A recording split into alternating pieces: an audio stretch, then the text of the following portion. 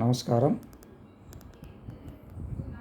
గత నెలలో అంటే ఫిబ్రవరి నెలలో కేంద్ర ప్రభుత్వంలో సంబంధించి పార్లమెంట్ స్పీకర్ ఓం ప్రకాష్ బిర్లా గారి మీద విపక్ష సభ్యులు కేంద్రంలోని విపక్ష సభ్యులు అవిశ్వాస తీర్మానం ప్రవేశపెట్టారు.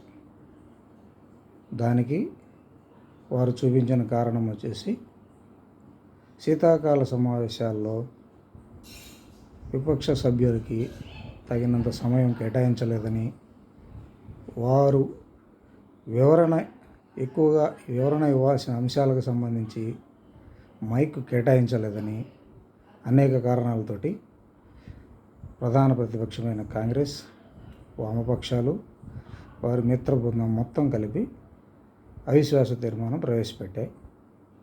ప్రవేశపెట్టిన మరుసటి రోజు నుంచే బాధ్యతాయుతంగా ఆ అవిశ్వాస తీర్మానం పాస్ అవుతుందా, చర్చకు వస్తుందా లేదా అని తేలే వరకు నేను పార్లమెంట్లో అటెండ్ కాను అని చెప్పి ఆయన పక్కకి వెళ్ళారు.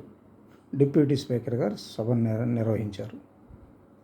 గత రెండు రోజుల క్రితం వాళ్ళు ప్రవేశపెట్టిన అవిశ్వాస తీర్మానానికి అది చర్చకు రాకుండానే వీగిపోయింది. సో నిన్నటి నుంచి స్పీకర్ గారు పార్లమెంటుకు వస్తున్నారు. విపక్ష సభ్యులకి ఇది ఎదురు దెబ్బ. ఈరోజు కొత్తగా CEC central election commissioner Gyanesh Kumar అనే ఆయన్ని పదవి నుంచి తొలగించేదానికోసం మరొక పార్లమెంటు సభ్యులతోటి సంతకాల సేకరణ జరిపి ఒక నోటీస్ ఇచ్చారు. వారిని పదవి నుంచి ఎందుకు తొలగించాలనుకుంటున్నారంటే కారణం ఓటర్ లిస్టులో నుంచి అక్రమ ఓట్లు ఏవైతే ఉన్నాయో వాళ్ళందరూ పరిశీలించి సెంట్రల్ ఎలక్షన్ కమిషన్ తొలగిస్తూ వస్తుంది. అన్ని రాష్ట్రాల్లో దాదాపు 5 లక్షల నుంచి 10 లక్షల ఓట్ల వరకు ఒక్కో రాష్ట్రంలో పోతూ ఉన్నాయి. ఈ తొలగింపు కార్యక్రమానికి ఎన్డీఏ ప్రభుత్వానికి అనుకూలంగా ఆయన వ్యవహరిస్తున్నారని వాళ్ళు చేసిన ఆరోపణ. దానికోసం 193 మంది పార్లమెంటు సభ్యులతోటి సంతకం చేయించి అది స్పీకర్ గారికి ఇచ్చారు. ఆయన తొలగింపు కార్యక్రమం చేయాలని చెప్పి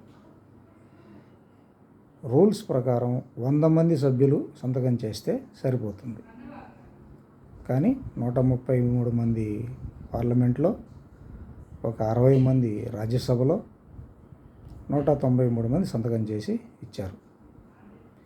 దీని విషయంలో ఇది పార్లమెంట్లో చర్చకు పెట్టి ఓటింగ్ జరుగుతుంది. ఆ రోజు పార్లమెంటుకి హాజరైన ఎంపీలలో 2/3 వంతు కనుక అనుకూలంగా వేస్తే ఆయన్ని పదవి నుంచి దింపేసే కార్యక్రమం మొదలవుతుంది. లేదంటే అది కూడా వీగిపోతుంది.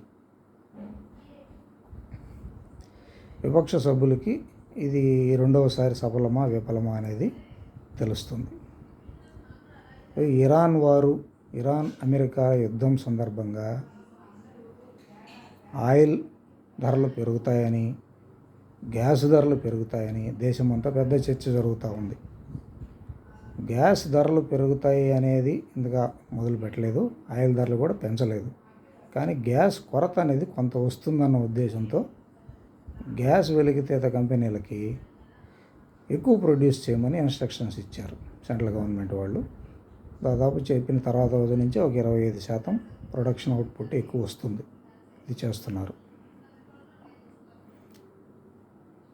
ఈ మూడిటి కారణాలతోటి కేంద్ర ప్రభుత్వంతో విపక్షాలు పోరాడుతూ ఉన్నాయి. దీనికి అంతటికీ రాహుల్ గాంధీ గారు నేతృత్వం వహిస్తున్నారు. ఏమవుతుందో కొద్ది రోజులకు తెలుస్తుంది.